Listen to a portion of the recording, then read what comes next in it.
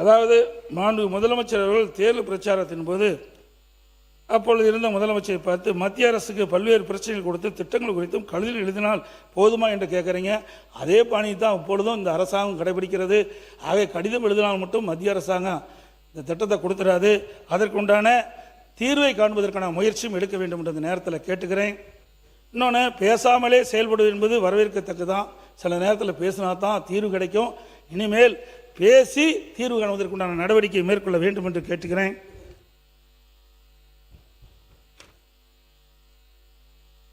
இளைஞர் நலன் வேலைவாய்ப்பு இன்றைய அளவில் கிராமப்புறங்களில் ஆயிரக்கணக்கான படித்த இளைஞர்கள் வேலைவாய்ப்பின்றி இருக்கிறாங்க. இவர்களுக்கு உரிய வேலைவாய்ப்புகள் உருவாக்கி தருவது அரசின் தலையாய கடமை. ஏன்னா நான்லாம் கிராமத்திலிருந்து வந்தவன். ஆகவே கிராமப்புறத்தில் இருக்கின்ற மாணவர்களெல்லாம் அதிக அளவிலே படித்திருக்கின்றார்கள். அதிக கல்விக்கூடங்கள் திறந்த காரணத்தினாலே உயர்கல்வி படித்த இளைஞர்கள் அதிகமாக இருக்கின்ற காரணத்திலே அந்த கிராமப்புறத்தில் இருக்கின்ற இளைஞர்களுக்கும் வேலைவாய்ப்பு உருவாக்கின்ற வகையிலே இந்த தொழில்கள் எல்லாம் அமைத்து கொடுக்க வேண்டும். இந்த இந்த நிதிநிலை அறிக்கையில் 24,000 இளைஞர்களுக்கு செயற்கை நுண்ணறிவு ஏஐ திறன் பெற பயிற்சி அளிக்கப்படும் என குறிப்பிட்டீங்க. ஆனால் கிராமப்புறத்தில் 90% படித்த இளைஞர்கள் கணினித்துறை தவிர பிற துறைகள் பட்டம் பெற்றவர்கள். எனவே அவர்களுக்கு உரிய திறன் பயிற்சி வழங்கி அவர்களுக்கான வேலைவாய்ப்பை கிராமப்புறங்களை குறிப்பாக ஏற்படுத்தி தந்தால்தான் தமிழ்நாடு எதிர்கொண்டு வரும் ஒரு பெரிய சமூக பொருளாதார நோக்கத்தை சரி செய்ய முடியும்.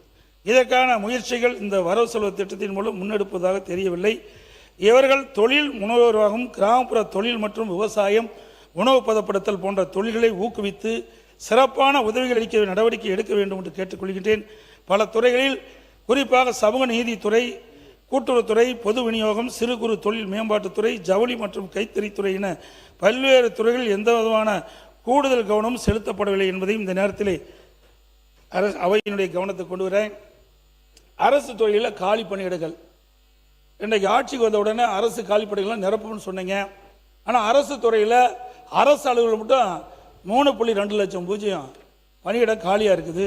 ஆசிரியர்கள் 3.50 லட்சம் காலியாக இருக்குது. 3 லட்சம். அதாவது அரசு அலுவலர்கள் 3,20,000 பேர், ஆசிரியர்கள் 3,50,000 பேர். சுகாதாரத்துறையில் சுமார் 1 லட்சம் பேர், அதில் மருத்துவர்கள், செவிலியர்கள் மற்றும் மருத்துவ பணியாளர்கள். காவல்துறையில் 1,20,000 பேர். சமூகத்துறையில் 2,75,000 பேர். சத்துணவு மற்றும் அங்கன்வாடி ஊழியர்கள் மற்றும் அலுவலக உதவியாளர்கள், துப்புரவு பணியாளர்கள் இதெல்லாம் எடுத்துட்டா 2,50,000 பேர். இதையெல்லாம் ஒட்டுமொத்தமாக சேர்த்துனா 13,30,000 பேர் காலி பணிகள் இருக்கிறது. எவ்வளவு காலி பணிகளை வைத்துக்கொண்டு எப்படி திட்டங்களை அறிவித்து நடைமுறைப்படுத்துவோம். ஆகவே படிப்படியாக ஒவ்வொரு ஆண்டும் இந்த ஒவ்வொரு துறையிலும் இருக்கின்ற காலி பணிகளை நிரப்புவதற்கு இந்த அரசு உரிய நடவடிக்கை எடுக்க வேண்டும். இந்த ஆண்டு நான் குறிப்பிட்ட இந்த துறையிலெல்லாம் எவ்வளவு காலி பணிகள் குறிப்பிட்டிருக்கிறேன். இதையெல்லாம் நம்முடைய அரசு ஊழியர்கள் சங்கத்திலிருந்து பெறப்பட்ட தகவல்கள்.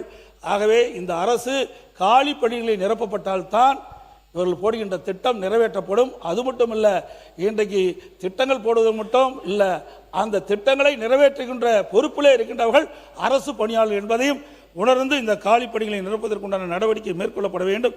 ஏன்னா நீங்கள் உடைய தேர்தல் அறிக்கையில் குறிப்பிட்டிருக்கிறீங்க, ஆட்சிக்கு வந்த உடனே படிப்படியாக இந்த காலிப்பணி நிரப்பப்படும் சொல்லி ஒரே நேரத்தில் இவ்வளவு காலிப்பணிகள் நிரப்ப முடியாது. இருந்தாலும் இந்த துறையுடைய முக்கியத்தை கருதி படிப்படியாக இந்த காலி பணிகளை நிரப்ப வேண்டும் என்று அரசுடைய கவனத்தை கொண்டு வரேன்.